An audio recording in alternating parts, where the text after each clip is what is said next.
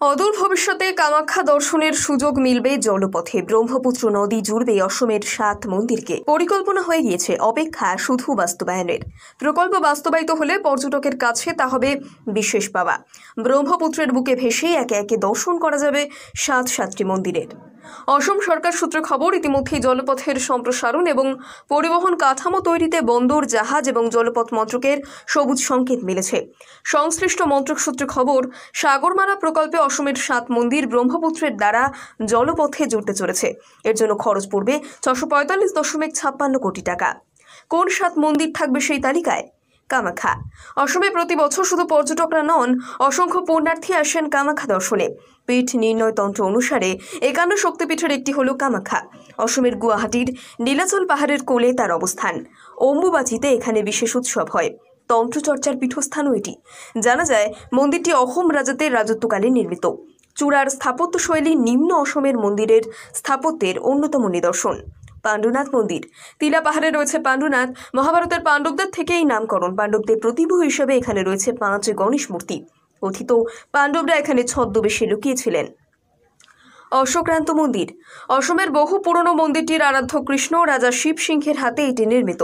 কথিত আছে, কৃষ্ণ নরকাসুরকে বধ করার সময় তার অশ্বেরা এখানে বিশ্রাম নিয়েছিল। তাই অনেকে বলেন এই মন্দিরের নাম অশ্বক্লান্ত। ব্রহ্মপুত্র নদীর তীরে এই মন্দিরের জনার্দন এবং অনন্তসায়ী বিষ্ণুর মূর্তি রয়েছে। দোলগোবিন্দ মন্দির।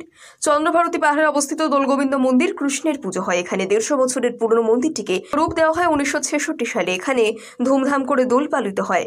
উমানন্দ মন্দির। ব্রহ্মপুত্রের মধ্যে থাকা পাহাড়ি দ্বীপ উমানন্দ, সেখানে রয়েছে শিবের মন্দির। নৌকা করে মন্দিরে যেতে হয়। কথিত আছে, কামাখ্যাই দেবীর পুজোর পর উমানন্দে ভৈরবকেও পুজো করতে হয়। মন্দির থেকে দৃশ্যমান প্রাকৃতিক সৌন্দর্য বেশ উপভোগ্য। ব্রহ্মপুত্রের রূপ দর্শন করা হয় এখান থেকে। চক্রেশ্বর মন্দির। অসমের আরেকটি মন্দির হল চক্রেশ্বর। এখানে আরাধ্য দেবতা শিব। ব্রহ্মপুত্র নদীর ধারে মন্দিরটি। আউনিয়াতি সত্র। শোনা যায়, অহোম রাজা জয়ধ্বজ সিংহ ব্রহ্মপুত্রের বুকে মাজুলি দ্বীপে এই মঠ তথা সত্রটি নির্মাণ করান। ভেতরে রয়েছে কৃষ্ণ মূর্তি। অদূর ভবিষ্যতে কামাখ্যা দর্শনের সুযোগ মিলবে জলপথে। ব্রহ্মপুত্র নদী জুড়বে অসমের 7 মন্দিরকে। পরিকল্পনা হয়ে গিয়েছে, অপেক্ষা শুধু বাস্তবায়নের। প্রকল্প বাস্তবায়িত হলে পর্যটকের কাছে তা হবে বিশেষ পাওয়া। ব্রহ্মপুত্রের বুকে ভেসে একে একে দর্শন করা যাবে 7টি মন্দিরের। অসম সরকার সূত্রে খবর, ইতিমধ্যেই জলপথের সম্প্রসারণ এবং পরিবহন কাঠামো তৈরিতে বন্দর, জাহাজ এবং জলপথ মন্ত্রকের সবুজ সংকেত মিলেছে। সংশ্লিষ্ট মন্ত্রক সূত্রে খবর, সাগরমালা প্রকল্পে অসমের 7 মন্দির ব্রহ্মপুত্রের দ্বারা জলপথে জুড়তে চলেছে। এর জন্য খরচ পড়বে 645.56 কোটি টাকা। কোন 7 মন্দির থাকবে সেই তালিকায়? কামাখ্যা। অসমে প্রতি বছর শুধু পর্যটকরা নন, অসংখ্য পুণ্যার্থী আসেন কামাখ্যা দর্শনে। পীঠ নির্ণয় তন্ত্র অনুসারে 51 শক্তিপীঠের একটি হল কামাখ্যা। অসমের গুয়াহাটির নীলাচল পাহাড়ের কোলে তার অবস্থান। অম্বুবাচীতে এখানে বিশেষ উৎসব হয়। তন্ত্রচর্চার পীঠস্থানও এটি। জানা যায়, মন্দিরটি অহোম রাজাদের রাজত্বকালে নির্মিত। চূড়ার স্থাপত্যশৈলী নিম্ন অসমের মন্দিরের স্থাপত্যের অন্যতম নিদর্শন। পাণ্ডুনাথ মন্দির। তিলা পাহাড়ে রয়েছে পাণ্ডুনাথ। মহাভারতের পাণ্ডবদের থেকেই নামকরণ। পাণ্ডবদের প্রতিভূ হিসেবে এখানে রয়েছে 5 গণেশ মূর্তি। কথিত, পাণ্ডবরা এখানে ছদ্মবেশে লুকিয়েছিলেন। অশ্বক্রান্ত মন্দির। অসমের বহু পুরনো মন্দিরটির আরাধ্য কৃষ্ণ রাজা শিব সিংহের হাতে এটি নির্মিত। কথিত আছে, কৃষ্ণ নরকাসুরকে বধ করার সময় তার অশ্বেরা এখানে বিশ্রাম নিয়েছিল। তাই অনেকে বলেন এই মন্দিরের নাম অশ্বক্লান্ত।